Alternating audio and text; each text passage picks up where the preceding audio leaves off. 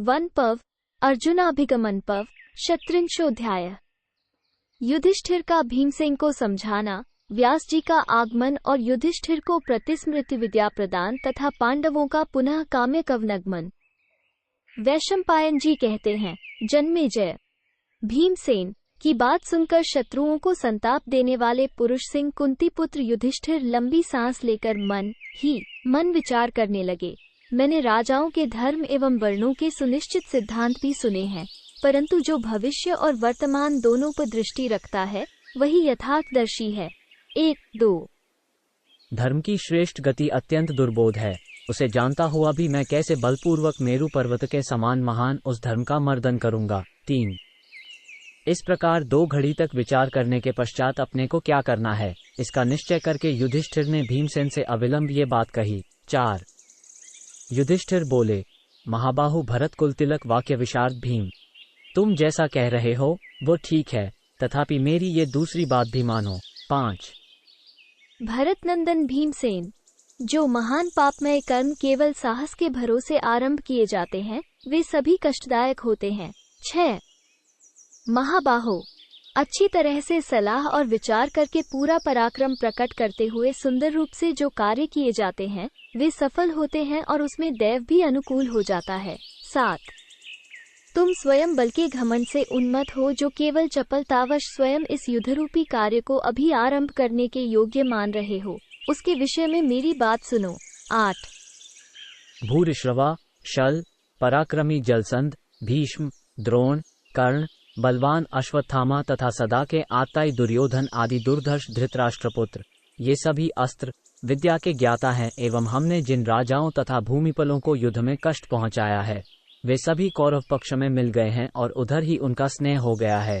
9-11 भारत, वे दुर्योधन के हित में ही संलग्न होंगे, हम लोगों के प्रति उनका वैसा सद्भाव नहीं हो सकता।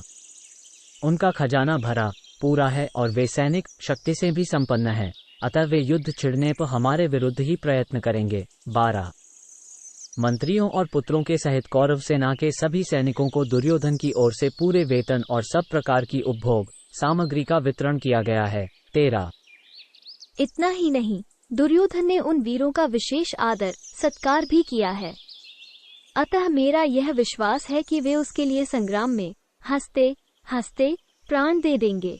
14 महाबाहो, यद्यपि पितामह भीष्म, आचार्य द्रोण तथा महामना कृपाचार्य का आंतरिक स्नेह धृतराष्ट्र के पुत्रों तथा हम लोगों पर एक सा ही है, तथापि वे राजा दुर्योधन का दिया हुआ अन्न खाते हैं, अतः उसका ऋण अवश्य चुकाएंगे, ऐसा मुझे प्रतीत होता है। युद्ध छिड़ने पर वे भी दुर्योधन के पक्ष से ही लड़कर अपने दुस्तेज प्राणों का भी परित्याग कर देंगे। 15-16 वे सब के सब दिव्यास्त्रों के ज्ञाता और धर्मपरायण हैं। मेरी बुद्धि में तो यहाँ तक आता है कि इंद्र आदि संपूर्ण देवता भी उन्हें परास्त नहीं कर सकते। 17 उस पक्ष में महारथी कर्ण भी है, जो हमारे प्रति सदा अमर्ष और क्रोध से भरा रहता है। वो सब अस्त्रों का ज्ञाता, अजेय तथा अभेद्य कवच से सुरक्षित है। 18 इन समस्त वीर पुरुषों को युद्ध में परास्त किए बिना तुम अकेले दुर्योधन को नहीं मार सकते। 19 वृकोदर, सूतपुत्र कर्ण के हाथों की फुर्ती समस्त धनुर्धरों से बढ़ चढ़कर है, उसका स्मरण करके मुझे अच्छी तरह नींद नहीं आती है। 20 वैशंपायन जी कहते हैं, जन्मेजय।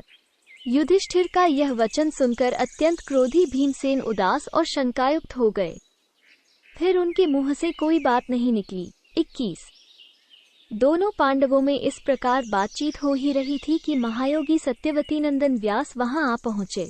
22 पांडवों ने उठकर उनकी अगवानी की और यथायोग्य पूजन किया। तत्पश्चात वक्ताओं में श्रेष्ठ व्यास जी युधिष्ठिर से इस प्रकार बोले। 23 व्यास जी ने कहा, नरश्रेष्ठ महाबाहु युधिष्ठिर, मैं ध्यान के द्वारा तुम्हारे मन का भाव जान चुका हूँ, इसलिए शीघ्रतापूर्वक यहाँ आया हूँ। 24 शत्रुहता भारत, भीष्म, द्रोण, कृपाचार्य, कर्ण, अश्वत्थामा, धृतराष्ट्रपुत्र दुर्योधन और दुशासन से भी जो तुम्हारे मन में भय समा गया है उसे मैं शास्त्रीय उपाय से नष्ट कर दूंगा। 25-26 राजेंद्र, उस उपाय को सुनकर धैर्यपूर्वक प्रयत्न द्वारा उसका अनुष्ठान करो। उसका अनुष्ठान करके शीघ्र ही अपनी मानसिक चिंता का परित्याग कर दो। 27।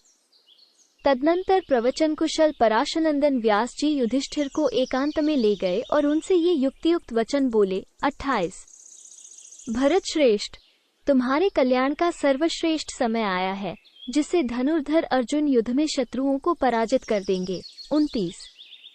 मेरी दी हुई इस प्रतिस्मृति नामक विद्या को ग्रहण करो, जो मूर्तिमती सिद्धि के समान है।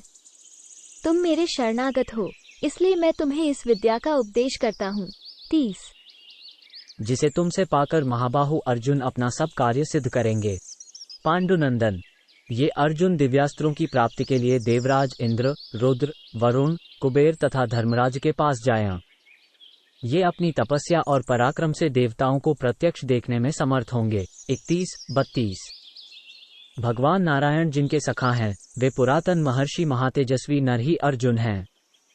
सनातन देव, अजेय, विजयशील तथा अपनी मर्यादा से कभी च्युत न होने वाले हैं। महाबाहु अर्जुन इंद्र, रुद्र तथा अन्य लोकपालों से दिव्यास्त्र प्राप्त करके महान कार्य करेंगे। 33-34।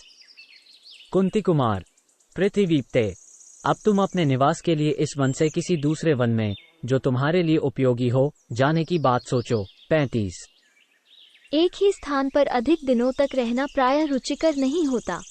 इसके सिवा यहाँ तुम्हारा चिरनिवास समस्त तपस्वी महात्माओं के लिए तप में विघ्न पड़ने के कारण उद्वेग कारक होगा। 36। यहाँ के हिंसक पशुओं के उपयोग मारने का काम हो चुका है तथा तुम बहुत से वेदांगों के पारगामी विद्वान ब्राह्मणों का भरण पोषण करते हो और हवन करते हो, इसलिए यहाँ लता, गुल्म और औषधियों का क्षय हो गया है। 37। वैशंपायन जी कहते हैं, जन्मेजय, ऐसा कहकर लोकतत्व के ज्ञाता एवं शक्तिशाली योगी परम बुद्धिमान सत्यवती नंदन भगवान व्यास जी ने अपनी शरण में आए हुए पवित्र धर्मराज युधिष्ठिर को उस अत्युत्तम विद्या का उपदेश किया और कुंती कुमार की अनुमति लेकर फिर वहीं अंतर्धान हो गए। 38-39। धर्मात्मा मेधावी संयतचित युधिष्ठिर ने उस वेदोक्त मंत्र को मन से धारण किया और समय पर सदा उसका अभ्यास करने लगे। 40। तदनंतर वे व्यास जी की आज्ञा से प्रसन्नतापूर्वक द्वैतवन से काम्यकवन में चले गए, जो सरस्वती के तट पर सुशोभित है। 41। महाराज, जैसे महर्षिगण देवराज इंद्र का अनुसरण करते हैं, वैसे ही वेदादि शास्त्रों की शिक्षा तथा अक्षर ब्रह्मतत्व के ज्ञान में निपुण बहुत से तपस्वी ब्राह्मण राजा युधिष्ठिर के साथ उस वन में गए। 42। भरत श्रेष्ठ, वहां से काम्यकवन में आकर मंत्रियों और सेवकों सहित वे महात्मा पांडव पुनः वहीं बस गए। 43। राजन, वहां धनुर्वेद के अभ्यास में तत्पर हो उत्तम वेद मंत्रों का घोष सुनते हुए उन मनस्वी पांडवों ने कुछ काल तक निवास किया। 44। वे प्रतिदिन हिंसक पशुओं को मारने के लिए शुद्ध शास्त्रानुकूल बाणों द्वारा शिकार खेलते थे एवं शास्त्र की विधि के अनुसार नित्य पितरों तथा देवताओं को अपना भाग देते थे, अर्थात नित्य श्राद्ध और नित्य होम करते थे। 45। इति श्री महाभारते वन पर्वणि अर्जुनाभिगमन पर्वणि काम्यकवंगमने 37 36। इस प्रकार श्री महाभारत वन पर्व के अंतर्गत अर्जुनाभिगमन पर्व में काम्यकवनगमन विषयक 36वां अध्याय पूरा हुआ। 36।